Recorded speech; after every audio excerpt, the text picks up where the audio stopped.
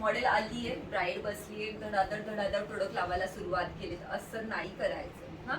तिचा skin tone, तिचं eye shape, lip shape, plus point minus point contouring करायची कुठे गरज आहे, जो काही तुम्ही लुक इमॅजिन केलेला आहे त्या इमॅजिनेशनमध्ये काय काय फीचर्स बसतात आहेत आणि आपल्याला काय क्रिएटिव्हिटी करायची आहे, हे सगळं कॉन्सेप्ट तुमची रेडी पाहिजे तुमच्या डोक्यामध्ये किंवा तुमच्या पेपरमध्ये. ओके, पेपर वर्क करतो आपण, घेतलं प्रोडक्ट लावलं असं नाहीये हां, कळतंय. आता तिच्या बाबतीत मला सांगा, तिचा स्किन टोन कशात जातोय?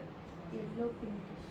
स्किन टोन टोन सांगितलं, मीडियम मध्ये फर्स्ट मीडियम मध्ये फेअर का मीडियम मध्ये मीडियम?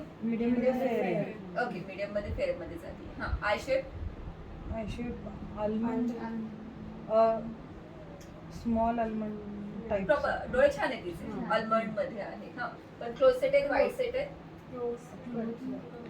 करेक्ट, छान आहे, व्यवस्थित नॉर्मल आहे. हा नॉर्मल तिच्या फेसला. आता मग झोप नाही झाली म्हणून अंडर आईजला थोडे पफीनेस आहे, तो नॉर्मल न्यूट्रल होऊन जातो, त्याचं तसं काही प्रॉब्लेम नाही. अगदी असं वाटलं तर तुम्ही बर्फ फिरू शकता, ते न्यूट्रल होणार आहे. Lip shape